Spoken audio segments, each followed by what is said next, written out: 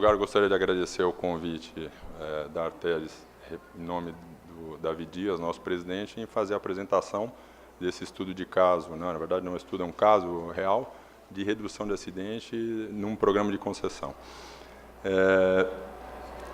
Eu, inicialmente, para falar do próprio título, Mudança de uma rodovia pela preservação da vida, eu acho que o título ele é emblemático, bem colocado, porque as minhas costas no infográfico, nós estamos vendo aqui esse número que não parou de crescer desde quando nós iniciamos a nossa apresentação, né? Não são números, né? A gente não pode esquecer disso, né? E o que nós estamos propondo aqui realmente é preservar vidas. A Regis Bittencourt, eu acho que ela, conhecida de todos, liga São Paulo a Curitiba. Ela foi inaugurada em 1961, dentro do plano de metas do governo Juscelino Kubitschek, plano ousado, né, cuja mote era 50 anos em 5. Foi 400 quilômetros executados em 5 anos, não é pouco, né? A gente sabe o que isso representa nos dias de hoje. É a principal rota comercial sul-sudeste. Mais de 127 mil veículos pedagiados passam pela rodovia nesse período, nesse trecho, né? A Regis, a BR-116, né? Colocando a questão anterior, a Regis Bittencourt, quando ela foi inaugurada em 1961, ela recebeu o nome BR-02, posteriormente recebendo o nome de Edmundo Regis Bittencourt, um engenheiro que trabalhava no então DNR, e foi homenageado. Ele trabalhou no projeto da BR-02. A BR-116, como ela passou a ser chamada, ela é a maior rodovia pavimentada do Brasil. Ela vem desde Fortaleza, vai até Jaguarão, na divisa com o Rio Grande do Sul, tem mais de 4.500 quilômetros. No trecho de São Paulo, que recebe o nome Regis Bittencourt, São Paulo-Curitiba, 400 quilômetros, é o trecho sob concessão. Tinha um histórico, até a concessão, muito triste, principalmente em razão das características da rodovia. Como eu disse, projeto da década de 60, ela praticamente acompanhou muito as curvas de nível da rodovia, é uma rodovia sinuosa, uma curva a cada 2 quilômetros, né? Não é pouco, a gente sabe o que representa isso do ponto de vista de trafegabilidade. Pista simples, no trecho da Serra do Cafezal, ainda era o principal gargalo rodoviário. Falta de sinalização, pontes estreitas, tombamentos e saídas de pista representavam, na ocasião, no início do programa de concessão, mais de 50% dos acidentes com gravidade na rodovia, né? Exatamente onde se encontram aí as características do traçado, né? E não era difícil nós encontrarmos na mídia, de uma maneira geral, notícias tristes como essa que a gente está vendo, de acidentes que tanto congestionavam a Regis, né, assim como pela gravidade e fatalidade, né? Ela era muito conhecida por isso. Só para exemplificar, congestionamentos ao longo de um ano ultrapassavam os 13 mil quilômetros, né, exatamente em razão de todos esses problemas viários que a rodovia apresentava. Manutenção, traçado sinuoso, imprudência do motorista, como foi colocado aqui, que é, sem dúvida, um dos principais problemas que a gente enfrenta. É também a principal rota do Mercosul, lembrando, o Mercosul, bloco formado por Brasil, Argentina, Uruguai, Paraguai, criado no início da década de 90, né? Procurando eliminar barreiras alfandegárias e facilitando o livre deslocamento entre produtos. Obviamente, as rodovias, nesse contexto, elas são importantes na medida em que é o principal modal de transporte de cargas no Brasil e na América Latina, América do Sul principalmente, né? E, em razão disso, né, era natural que, naquele contexto, a concessão chegasse também à Regis, né? Isso aconteceu em 2008,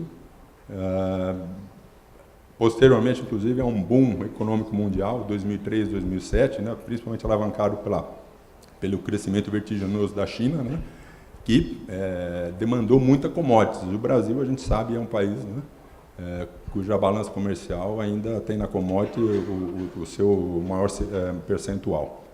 E a Regis, concessionária de 2008, ela das rodovias onde o tráfego que passa por ela é eminentemente pesado. Na ocasião, ainda uma proporção entre leve e pesado, essa percentual era de 70 pesado, 30 leve, né? Então, mais de 70% de tráfego pesado. Tráfego pesado transportado produtos de alto valor agregado, né? Principalmente pelos polos industriais que nós temos tanto em Curitiba quanto em São Paulo, e de ligação de dois portos principais, Santos e Paranaguá. Bom, o principal desafio do ponto de vista de investimento para Regis Bittencourt, sem dúvida, é a duplicação da Serra do Cafezal. Ela, na ocasião, quando iniciou seus estudos para a duplicação, o que nós encontramos foi, do ponto de vista ambiental, uma licença prévia suspensa, né, que impediu que a gente iniciasse as obras de duplicação na ocasião, né.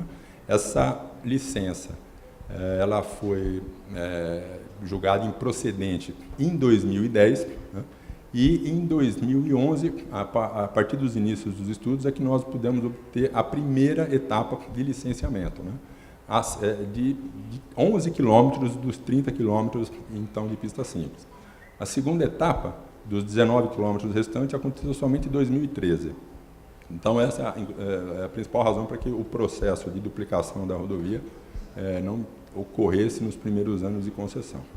Obviamente, ao largo de tudo isso, porque, apesar de ser o principal investimento, a rodovia, contando com 400 quilômetros, também apresentava diversos problemas, principalmente do ponto de vista de segurança, né?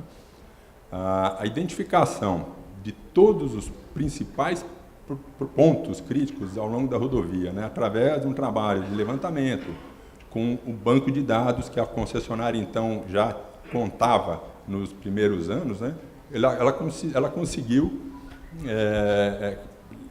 identificar de 240 pontos ao longo da rodovia, 80 pontos críticos nos quais o grupo trabalhou, a concessionária e a Arteris trabalharam para poder reduzir os problemas de fatalidade, com o compromisso com a vida como mote principal. Afinal de contas, tudo que nós estamos fazendo e faremos tem a ver com isso.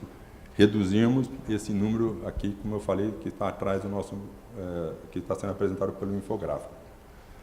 Desse trabalho, houve nessa identificação de todos esses pontos críticos, né, obviamente, uma integração dos investimentos previstos no contrato, investimentos sugeridos ao poder concedente para que a gente mitigasse esses problemas, um trabalho de conscientização junto à população, usuários, né, e um fato que foi mencionado pelo próprio presidente Davi foi com relação à criação de um grupo, grupo de redução de acidentes, que é um grupo multidisciplinar formado pelos gestores de todas as concessionárias do grupo para elaborar estudos e identificar ações para a redução de acidentes. O que foi feito nesses 9 anos de concessão? Serra do Cafezal, sem dúvida, é o principal investimento. Dos 30 quilômetros que nós tínhamos, né, quando recebemos a concessão de pista simples, hoje estão em operação 20 quilômetros, são 2/3 aí entregues para a operação. E os 10 quilômetros restantes serão entregues até o final desse ano. É nesse trecho de 10 quilômetros que se encontram as principais obras da Serra do Cafezal. 4 túneis, os maiores viadutos de extensão de 800 metros, aí, e, obviamente, com o processo de licenciamento ambiental, como eu comentei, tendo essas etapas a serem vencidas, ele também exigiu condicionantes que, de certa maneira, tornaram a obra arrojada do ponto de vista construtivo, porque, até pela foto, é possível verificar, né, que nós estamos fazendo cruzamentos de pistas de um lado pelo outro, né, não foi possível, pelo traçado sinuoso, executarmos a rodovia, a segunda pista, ao lado da pista existente, né, e exigiu, né, muita criatividade do ponto de vista de engenharia para que nós pudéssemos resolver esses problemas. Com isso, obviamente, tivemos que construir 4 túneis, né, e 39 viadutos. São 7 quilômetros de viaduto e 1.800 metros de túneis, né, numa das maiores obras rodoviárias do país, né, e que está sendo entregue agora ao final do ano. Obviamente, não foram só os investimentos, como a própria Silvia disse na apresentação anterior, o trabalho junto à comunidade também é imprescindível, né? Então, as parcerias que a concessionária, nesse período, promoveu junto à PRF, junto à NTT, campanhas de sensibilização, né? Afinal de contas, nós temos o entorno relacionado, principalmente às áreas urbanas, com os pedestres, particularmente, que precisam usar passarelas. Há necessidade dessa sensibilização desse usuário também, né? Já que atropelamento, como foi também apresentado anteriormente, é um dos principais motivos de fatalidades, né? E um projeto que eu considero ele muito significativo, o projeto escola, né? Não poderia deixar de citá-lo, principalmente porque ele tem tudo a ver com o próprio mote do Fórum de Segurança. Soluções de hoje para o trânsito de amanhã, que é o projeto escola, né?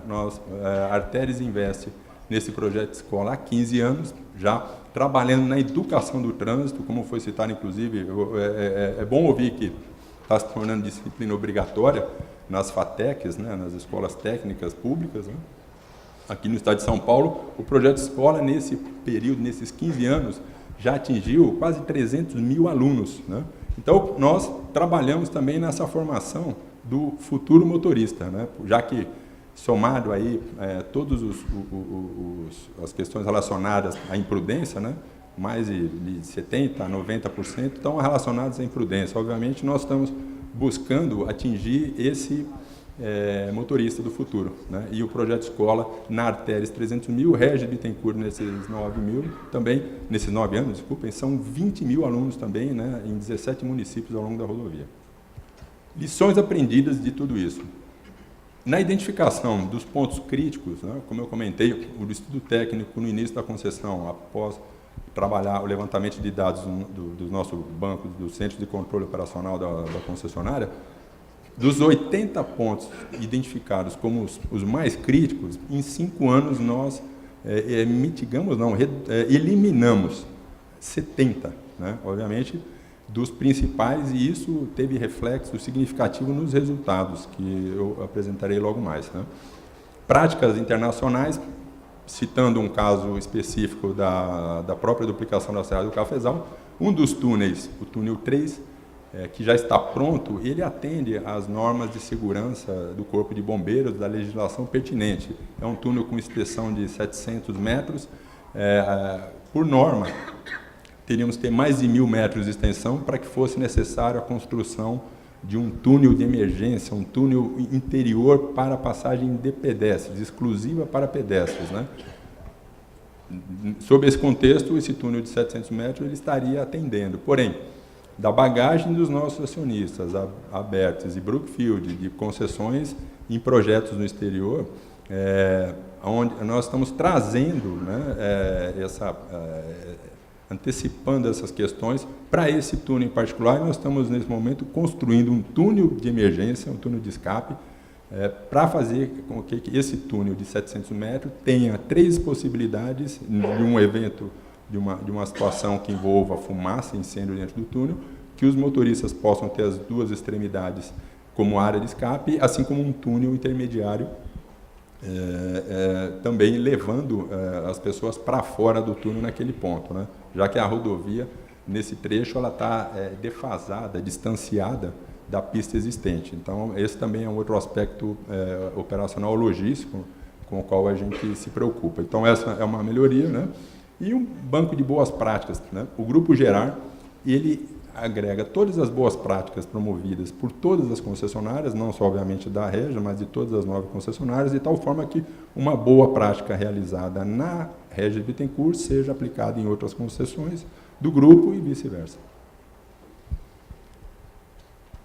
Melhoria contínua. Eu acho que isso é algo que se busca o tempo todo e, obviamente, quando a gente se refere à Regis Bittencourt, o fluxo, a melhoria do fluxo do tráfego, ela é imprescindível. Eu comentei que ela por ano, chegava a mais de 13 mil quilômetros de congestionamento. Esse número reduziu para 70%, nós estamos aí, ainda assim, né, com congestionamentos, mas, obviamente, isso segue a redução dos acidentes também e da melhoria da rodovia, né? Para que a gente possa liberar. Antes, se você tinha uma velocidade média São Paulo-Curitiba da ordem de 60 km, essa velocidade hoje aumentou aí para 80 km, né? Obviamente, comparando-se a rodovias mais modernas, né, 80 km deve-se principalmente em razão do traçado sinuoso da rodovia, né, com 4 serras, né, e que não permite que se possa desenvolver. Esse também é um dos outros desafios, né? A fiscalização, né, referindo-se aí não só aos investimentos, mas a fiscalização da PRF, nesse caso, também é importantíssima, né, na medida em que a fiscalização inibe que os motoristas desenvolvam velocidade acima dos locais onde nós temos trechos em curva com velocidade limite de 60 km, em razão da geometria. Essa é uma parceria exitosa aí entre concessionária e Polícia Rodoviária Federal. E das conquistas, aquelas que realmente a gente, eu particularmente e todo o Grupo Artérias consideramos, né, é exatamente o fato da rodovia ter se tornado, nesses 9 anos, uma rodovia mais segura, né? E para isso, nada melhor do que mostrar números, né? Quando a gente vê os números de acidentes que nós tínhamos em 2010, nós estávamos nos referindo a 20 acidentes por dia na rodovia, né? Então, ao longo aí de 6 anos, esse número caiu para 13 acidentes por dia. É significativo, nós estamos falando aí de 26% de redução, de maneira consistente, ano após ano, acontecendo essa redução. Não é um evento aleatório, realmente isso, até lembrando do gráfico do próprio Pérez Navarro, isso aconteceu de maneira consistente em razão de todas as práticas adotadas durante o período. Mas, obviamente, não é somente os acidentes, né? O número de acidentes conferidos acompanhou essa redução, né? Porque nos acidentes você pode ter feridos, né? Vítimas fatais. Ele acompanhou essa redução de acidentes. E o principal gráfico, sem dúvida, é o de vítimas fatais, né?